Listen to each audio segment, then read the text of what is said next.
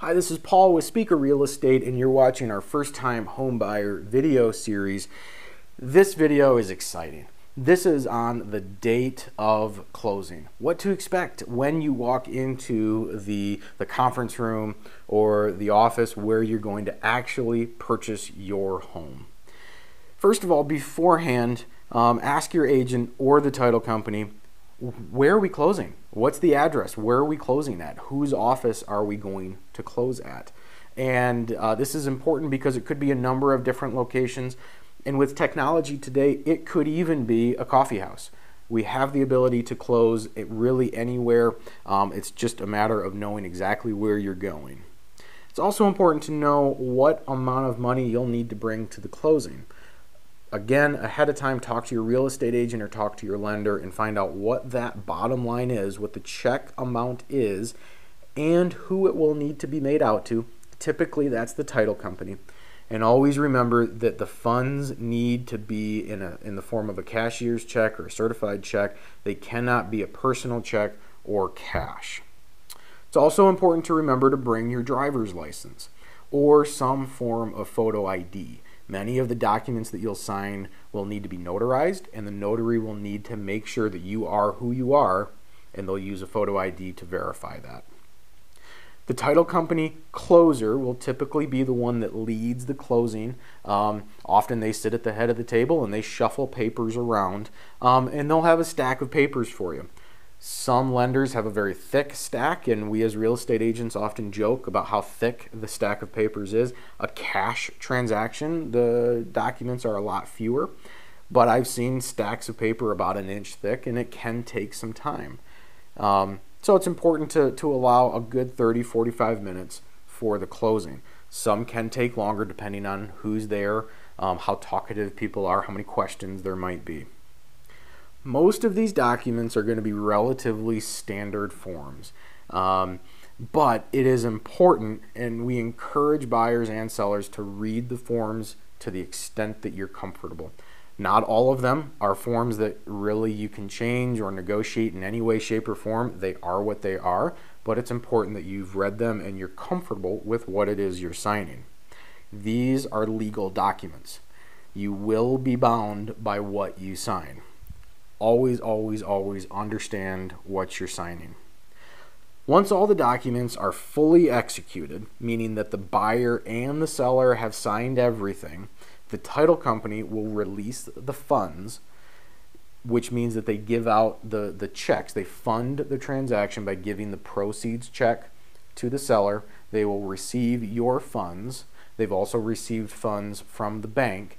Maybe real estate agents get paid. All the checks are dispersed. It's good to know this ahead of time. Some lenders require a time of review between when the documents are signed and when the transaction is funded.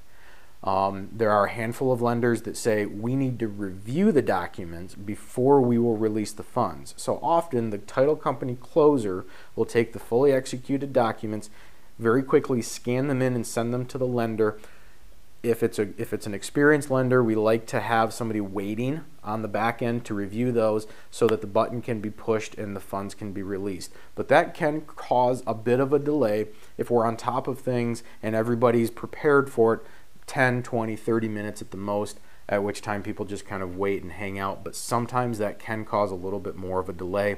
And we're seeing more and more lenders require a review before they release the funds.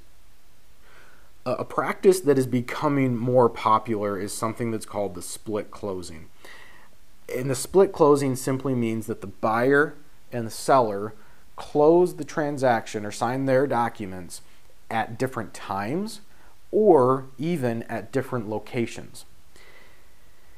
And this is done for a number of reasons. Some are good, some are helpful, and some are less than helpful, but it's becoming a more common practice nonetheless.